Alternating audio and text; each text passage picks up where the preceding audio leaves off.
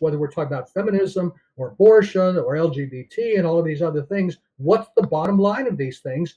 Not having babies, not having marriages and families form. And I don't think that's a coincidence either. It's all, I think, Andrew, profoundly anti-human. Well, tell me, what is rainbow fascism? I love this term. Rainbow fascism. Rainbow Fascism at Home and Abroad was an article I wrote in 1998 in Chronicles magazine, which is sort of the flagship of not neoconservative, paleoconservatism. And the what I was taking as my touchstone here was, okay, everybody knows fascism, sometimes called brown fascism, after brown shirts, and then some people during the Cold War like to refer to communism as red fascism. And I was trying to think of a way that encapsulates this new kind of a totalitarian order that bases itself on a pretense of diversity, which is, multiracial, multi-ethnic, multilinguistic, multi-religious, multi-sexual, but somehow all of these multis all boil down to the same message, the same kind of empty nihilist worldview that is, in my opinion, essentially manipulated by a corporate and government ruling structure. And I think part of what rainbow fascism as a concept encapsulates is the idea that if you can take an integral society, one that has strong bonds of identity and of its values and ethos, that is based on, as John Jay said about the early republic, common ancestry, common religion, common language, common morals and manners, and break it up into a group of warring tribes, whether it's defined by race or ethnicity or religion or sex or sexual orientation, or in all of these things, you have a group of people that are simply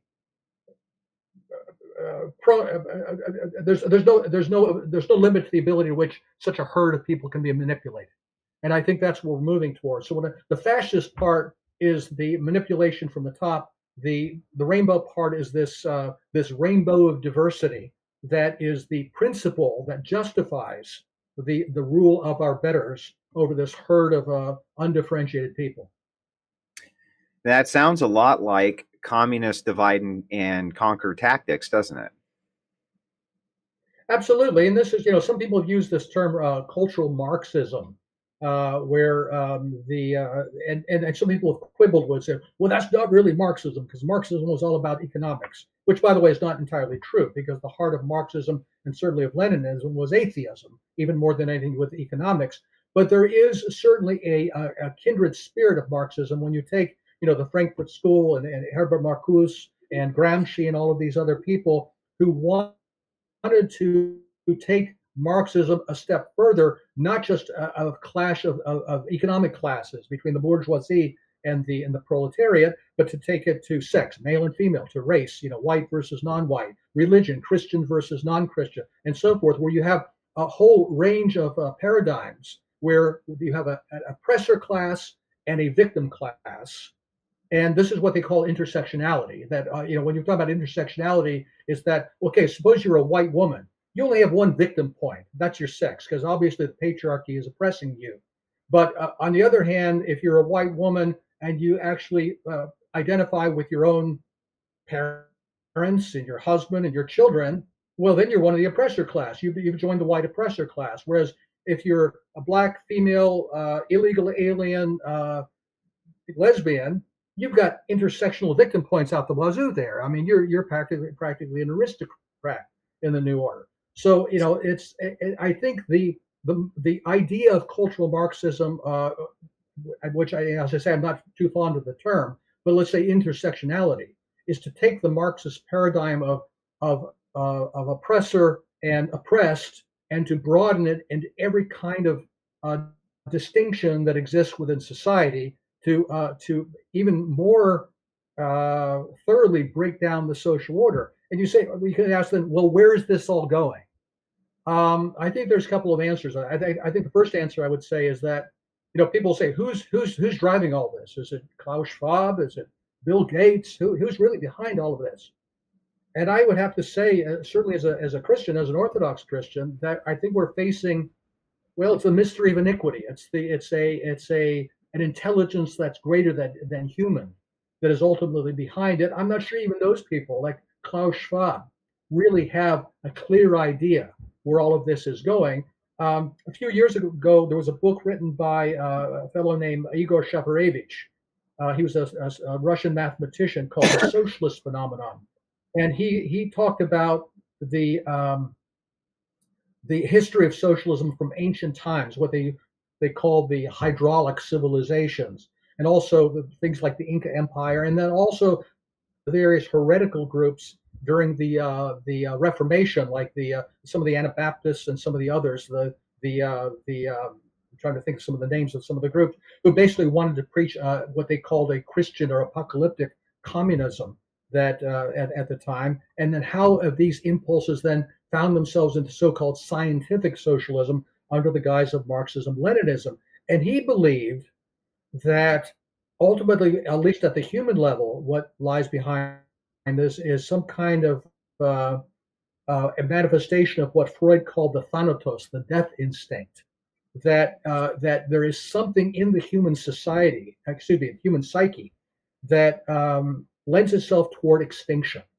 The idea that the world will end, I will end, everything will end, has an attraction for some part of the human psyche. Maybe that itself is of a demonic origin at some level. But you think about it, when you take away from a human being everything that makes his or her life worthwhile, who is the nation that gave birth to me? Who am I married to? Who are my parents? Who are my children? What is my religion? What is my language? All of the things that define our relationships as human beings, not just as individuals, but as fathers and mothers, as parents, as children, as churchgoers, as patriots, all of these things that define who I am, who you are, who that other person is over there. You take those things away from them. What is life after that? What are they living for? Shavarevich pointed out examples of various I'm trying to think of a non-pejorative word, primitive or aboriginal people that have existed around the world, and then when European civilization spread out and their ways of life no longer existed anymore. There were no more buffalo to hunt. There were no more ability to carry on their traditional way of life and their rituals, even when there was nothing actually being done to harm their continued existence. They tended to fade away and die because their whole meaning of life had disappeared. They just didn't bother to keep alive anymore. And that brings us to another thing. I think this came up with your chat with Jay Dyer the other day, and that is population reduction. I don't think there's any way to escape it. That a huge part of this, whether we're talking about feminism or abortion or LGBT and all of these other things, what's the bottom line of these things? Not having babies, not having marriages and families form. And I don't think that's a coincidence either. It's all, I think, Andrew, profoundly anti-human.